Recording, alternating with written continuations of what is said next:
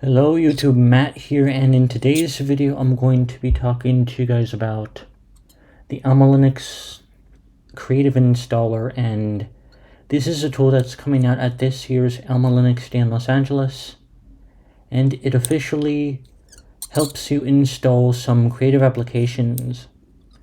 And these creative applications are some of which are ones that I use and that many of you might use, and especially if you're on AlmaLinux, this would be very helpful for you if you need to have these types of creative applications and want to get them easier.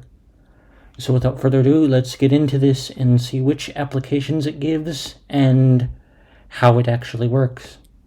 Hello everyone, and welcome to the intermission of my video, which is going to be an ad for my Substack page. And my Substack page is the page which I post the companion articles each week to mostly the things that I talk about on these videos. And so sometimes they can be about Linux stuff, sometimes they could be about cybersecurity things, maybe some of them are about forensic stuff, and other things can be about interests that I have that are not necessarily discussed in these videos, which can be also part of some of the recommendations that I give on the Substack. And I also have another Substack of my own called Matt's Library, which I post about books, history, and other literature things that I enjoy. And so this week was on a game that I enjoyed, which I also posted about on this one, so you'll see that. If you'll see literature stuff as a repost on these, just to get more views out of it and probably more subscribers on that one. But if you like to watch my content and want to read about it, feel free to subscribe to this. And also, if you really like what I write and how I write, it's always in your power to become a paid subscriber. And so as a paid subscriber, you will have the option to pay monthly or yearly, and you can pay as little as $80 per year to get. You can pay as little as $80 a year to support me and all the writing and videos that I make on this channel and on the blog. So feel free to do that, and also feel free to continue watching the video and learn more about Linux logging. Now let's get back to the video. Okay, welcome back to the video everyone, and we're on this page that we were before. So if we click on this, the AlmaLinux Creative Installer, we can find out how to install it here. So it can be found either through the Fedora COPR repository, and doing it this way, putting these two commands into your computer, will get you both the repository and the installer. And this will also allow you on your AlmaLinux 9 and 10 systems, both regular 9 and 10 and 10 Kitten. It'll allow you to get this application and have its updates. And doing it this manual RPM way, you're going to get only the version of 2.0.1-1 and on EL9 instead of EL10. So it might not work for EL9. It might not work for EL10. And this COPR way is the easiest way to do it and the most compatible way too. So once you do that, you'll be able to see it in your apps tray like this, and you can also go to it. And this is what it looks like. So when you start it up, you'll be able to enable all of the necessary repositories right here, which I already did, because this was actually recorded in post-production because I needed to do something extra. But anyway, you're able to get all the repositories plus the NVIDIA drivers and tweak the SE-Linux mode just in case you do something like go to the apps right here and say DaVinci Resolve. And DaVinci Resolve doesn't allow you to install it in the default SE-Linux mode, so you have to make it permissive.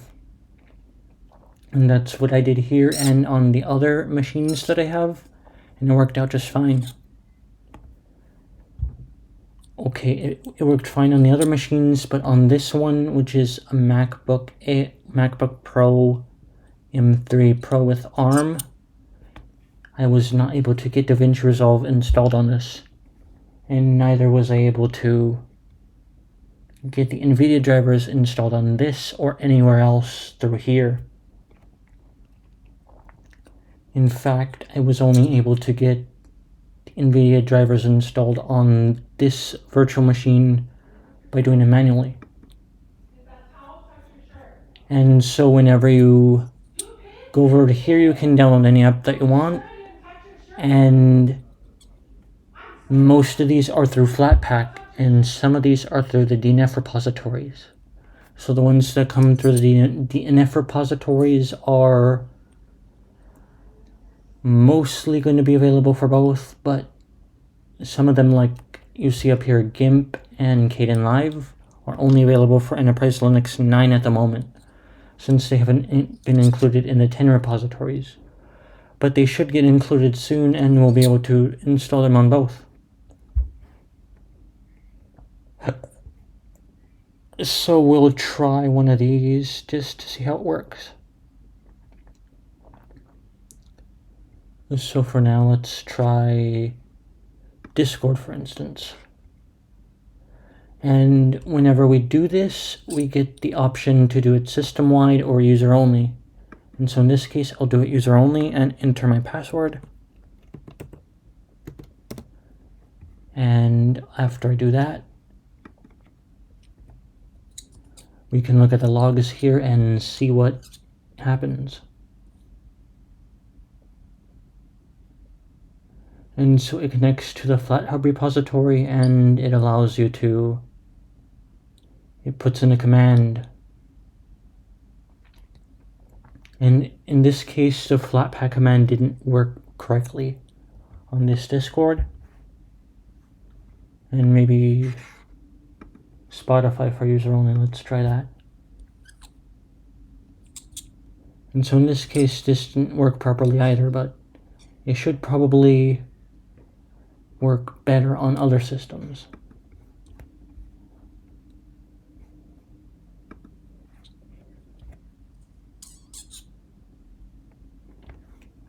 And so if we do the thing for app image, let's see if that worked.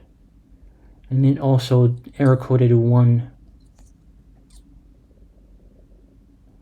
So that's very strange here in this one, because it should work. Because back when I was doing it in the first version, I installed Krita through this, and I also installed the LibreOffice stuff, and the LibreOffice stuff and Krita worked, as you can see through me going through my app tray. And so I guess now we have to try this again at some later date, but this is just enough to show you the function of it, since maybe if I refresh things. So let me try Discord again after refreshing things. Yeah, so it still does the same thing on this, which is pretty strange, but that should give you a good amount of insights on how this app performs. And I think your mileage on this will vary, because you may be running on an x86 system and it'll probably work better on that one. And also you're not on a virtual machine, and I know virtual machines might cause some extra headaches and have some extra quirks to them. So with that being said, I hope that you enjoyed this video, and I hope that you also learned something new about this AlmaLinux Creative Installer, and that you're able to use it better on your own than this little demonstration of it that I did. So in this case, this has been Matt talking about the AlmaLinux Creative Installer, and until next time, Matt out.